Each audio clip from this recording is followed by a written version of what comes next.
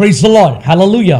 సర్వశక్తిమంతుడు సర్వాధికారి అయినటువంటి యేసుక్రీస్తు నామమందు మీకందరికీ శుభములను తెలియజేస్తూ ఈ కృపా గడియలు అనేటువంటి కార్యక్రమమునకు జోసెఫ్ ప్రసన్న కుమార్ అనేటువంటి యూట్యూబ్ ఛానల్కి ప్రేమపూర్వకంగా నేను మిమ్మల్ని ఆహ్వానిస్తుంటున్నాను.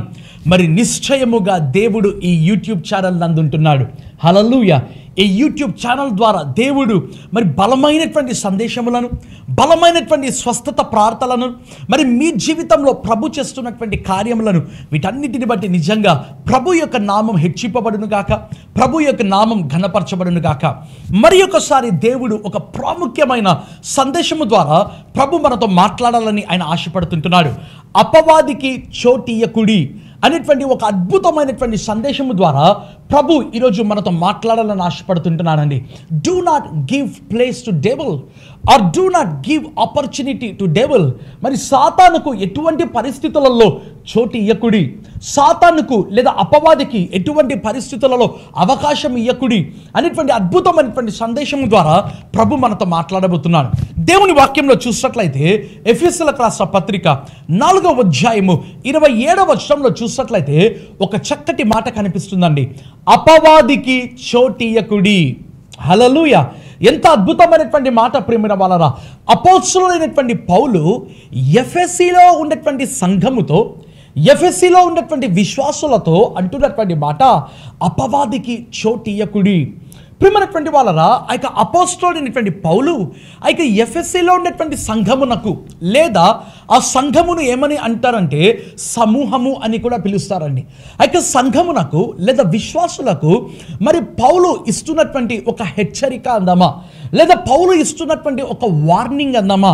పౌలు అంటున్నటువంటి మాట అపవాదికి మరి చోటియ్యకుడి. ప్రియమైనటువంటి వాళ్ళరా, ఈ పత్రిక మరి రాసేటువంటి సమయంలో మరి యొక్క ఎఫెసీలో సంఘములో ఉన్నటువంటి విశ్వాసుల యొక్క పరిస్థితి ఏంటిదంటే యేసుక్రీస్తు యొక్క అత్యధికమైనటువంటి స్వాస్థ్యమునకు వారు అర్హులు. అయితే బైబిల్ ఇస్తున్నటువంటి ఎక్స్ప్లెనేషన్ ఏంటిదంటే ఆ యొక్క అత్యధికమైనటువంటి స్వాస్థ్యమును పొందుకోలేని స్థితిలో ఆ యొక్క ఎఫెసీ సంఘం ఉంటున్నారు. మరలా నేను ఈ మాట చెప్తుంటున్నానండి. పౌలు ఈ యొక్క పత్రిక రాసేటువంటి సమయంలో బైబిల్ పండితులు చెప్తున్నటువంటి మాట, లేదా బైబిల్ ఇచ్చేటువంటి ఎక్స్ప్లెనేషన్ ఏంటి అంటే ఆ యొక్క ప్రభు యేసుక్రీస్తు యొక్క అత్యధికమైనటువంటి స్వాస్థ్యము అంటే వాగ్దానములు కావచ్చు, స్వాస్థ్యము అంటే ఆత్మీయమైనటువంటి విషయములు కావచ్చు, స్వాస్థ్యము అంటే పరిశుద్ధాత్మ యొక్క వరములు కావచ్చు, వాట్ ఎవర్. ఆ యొక్క పరిశుద్ధాత్మ యొక్క స్వాస్థ్యమునకు లేదా క్రీస్తు యొక్క స్వాస్థ్యమునకు వారు అర్హులు. అయితే ఆ యొక్క స్వాస్థ్యమును ఏ విధంగా పొందుకోవాలో తెలుసుకోలేని స్థితిలో ఎఫెసీ సంఘం ఉంటున్నారండి. ఆ సమయంలో పౌలు అందుకే అంటున్నటువంటి మాట అపవాదికి చోటియ్యకుడి. హల్లెలూయా. ఈరోజు చాలామంది యవనస్తులు, ప్రియమైన వాళ్ళరా, యవనస్తులు మాత్రమే కాదు, మధ్య వయస్సులో ఉండేటువంటి అనేక మంది దేవుని బిడ్డలు కూడా దేవునికి చోటియాల్సింది బదులుగా అపవాదికి చోటిస్తుంటారండి. చాలా సందర్భాలలో అంతా అయిపోయిన తర్వాత దేవుణ్ణి క్రిటిసైజ్ చేసేటువంటి యవనస్తులు ఎంతోమంది ఉంటున్నారండి.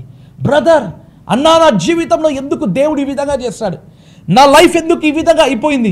ప్రియమైన వాళ్ళరా, వారి జీవితంలో వారు అపవాదికి చోటిచ్చారు అనేటువంటి విషయమును వాళ్ళు మర్చిపోయి మా జీవితం ఎందుకు ఈ విధంగా అయిపోయింది, ఇతరుల వలె నా జీవితం లేదే, ఎందుకు దేవుడు నాకే ఈ కార్యము చేశాడు, నా జీవితమే ఎందుకు ఇలా అయిపోయింది అని వాపోయేటువంటి విశ్వాసులు ఎంతోమంది. ప్రియమైన వాళ్ళరా, ఇదే మాట ఒకసారి మనం ఇంగ్లీష్ బైబిల్ చదువుకుందామా.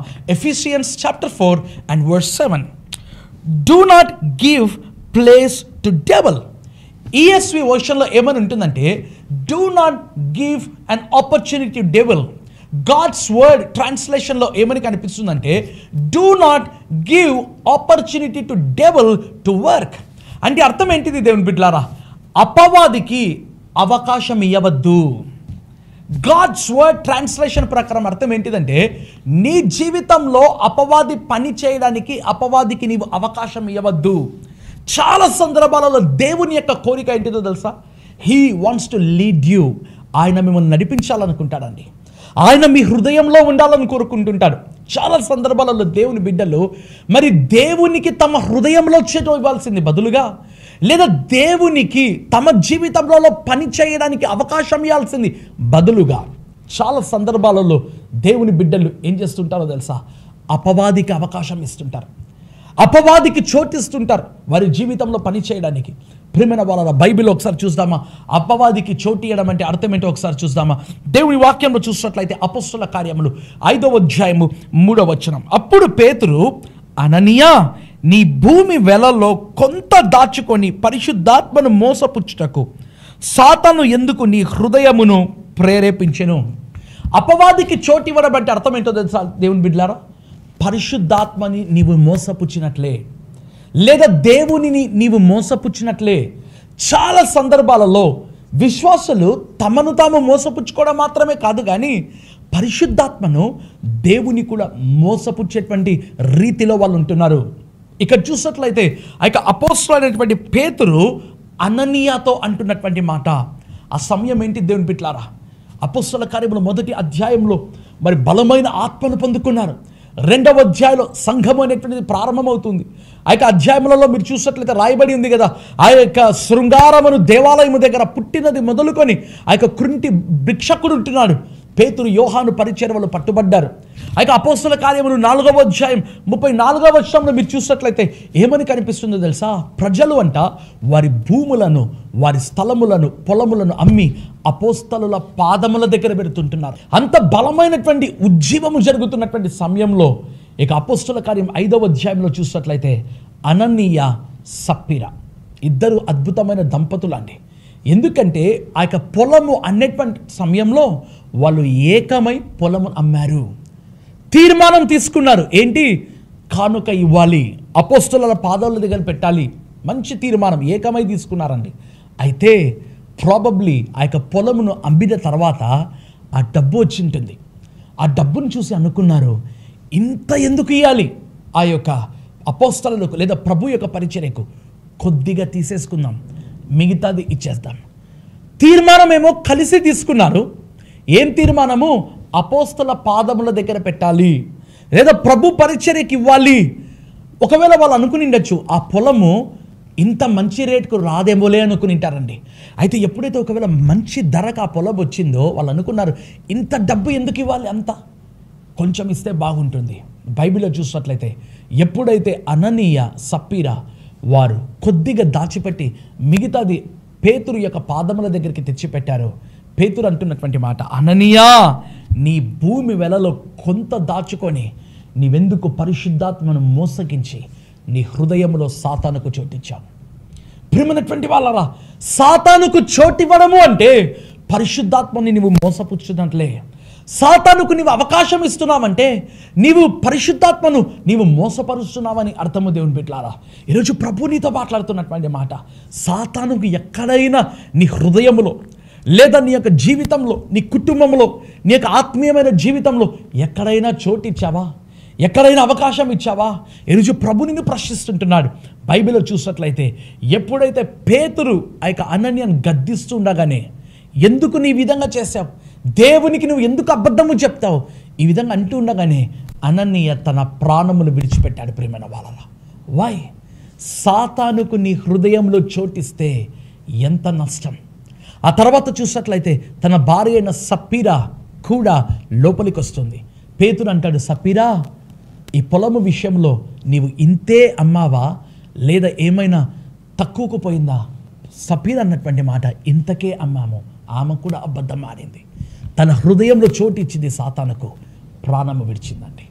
బైబిల్లో చూసామా మరి ఒక భాగం, ఆదికాండం 3వ అధ్యాయం 1వ వచనం. దేవుడైన యెహోవా చేసిన సమస్త భూజంతువులలో సర్పము యుక్తి గలదై ఉండెను. అది ఆ స్త్రీతో, ఇది నిజమా? ఈ తోట చెట్లలో దేని ఫలములనైనా మీరు తినకూడదని దేవుడు చెప్పినా? ప్రియమైన వాళ్ళరా, ఈ భాగంలో చూసినట్లయితే ఒకరోజు ఏదైనా తోటలో సాతాను వచ్చాడండి. సర్పము రూపంలో సాతాను వచ్చాడు. బైబిల్లో మీరు చూసినట్లయితే రాయబడినటువంటి మాట, ఆ సర్పము లేదా అపవాది సాతాను హవ్వతో మాట్లాడుతున్నటువంటి మాట ఏంటో తెలుసా? ఇది నిజమా? ఈ తోట పండ్లల్లో దేనైనా తినకూడదని దేవుడు చెప్పేనా? ప్రియమైన వాళ్ళరా, నేరుగా వచ్చి ఈ ప్రశ్న అడుగుతున్నానండి. దాని అర్థం ఏంటిదో తెలుసా? ఎవరు కూడా ఆ విధంగా అడగరు కదండి. ఇంతకు ముందు ఎంతో కాన్వర్సేషన్ జరిగింటుంది, ఇంతకుముందు ఎంతో సంభాషణ జరిగి ఉంటుంది, లేదా ఆదాముకు తెలియకుండా హవ్వ దగ్గరికి సర్పం వస్తూ ఉంటుంది, లేదా ఇక సాతాను ఆ రూపంలో వస్తుంటాడు. ప్రియమైన వాళ్ళ ఈ సహవాసం అనేది జరిగిందండి. దేవుడు ఆదాము హవ్వకు ఆ ఏదెను తోట ఇచ్చాడు. అయితే అపవాది ఎలా ఎంటర్ అయింది, ఆ యొక్క సాతాను సర్పము రూపంలో ఎలా ప్రవేశించాడు? ప్రియమైనటువంటి వాళ్ళరా, అదే ఈరోజు దేవుడు మీతో మాట్లాడుతున్నటువంటి మాట. హవ్వ ఆ ఏదెను తోటలో సర్పముకు అవకాశం ఇచ్చిందండి. హవ్వ ఆ ఏదెను తోటలో ఆ యొక్క సర్పమునకు తన హృదయంలో అవకాశం ఇచ్చింది. అదేదో ఒకరోజు జరిగిన సంఘటన కాదు ప్రియమైన వాళ్ళరా. సాతాను వచ్చి నేరుగా విధంగా అడగడండి. ఎన్నో రోజులుగా వారిద్దరి మధ్య సహవాసం. ఇప్పుడు సాతాను అంటున్నాడు, ఈ తోట్ల చెట్లలో దేనినైనా తినకూడదని ఆయన చెప్పినా ఎలా తెలిసింది ప్రేమైన వాళ్ళరా? హవ్వ చెప్పింటేనే, కానీ సాతాను ఆ విధంగా అడగడు కదండి. బైబిల్లో చూసినట్లయితే హవ్వ ఏమైందో తెలుసా? మీ ఏదైనా తోటలో మేము ఏదైనా తినవచ్చును, అయితే ఆ తోట మధ్యలోది మాత్రము తినకూడదని ఆయన చెప్పాను.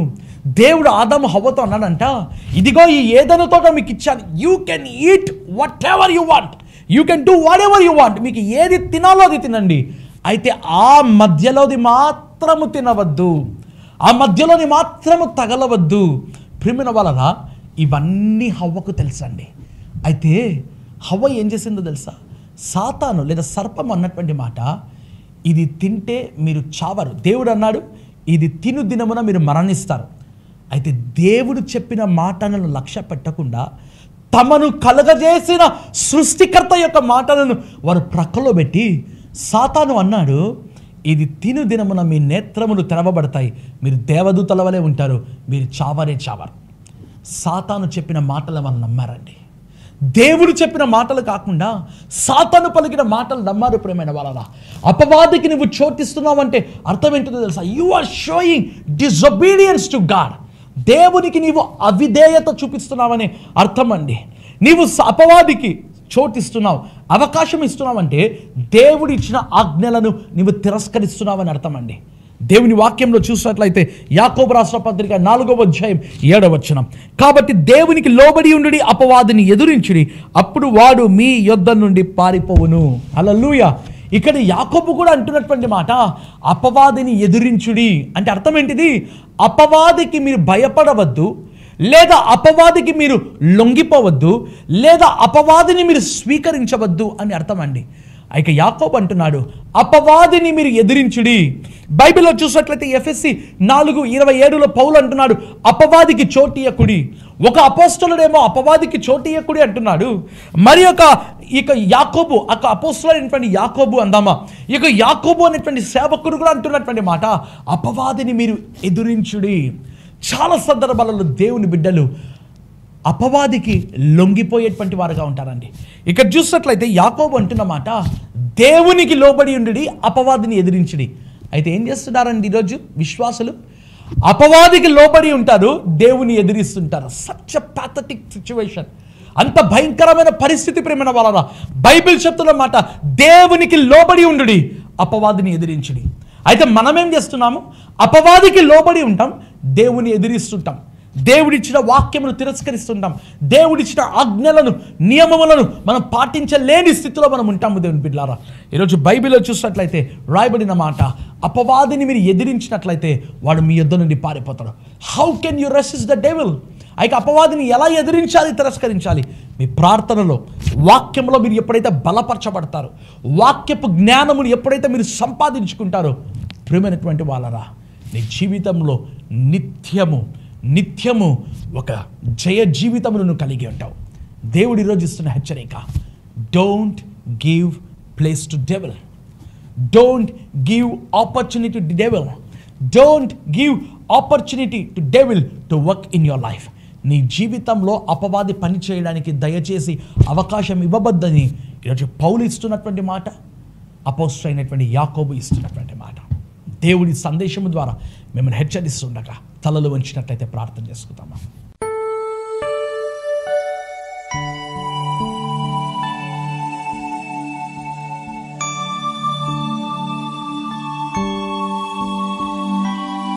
కృపగల దేవా, దయగలిగిన మా ప్రభువా, మహిమ కలిగినటువంటి మా యేసు ప్రభువా, నీకు స్తోత్రము నాయనా.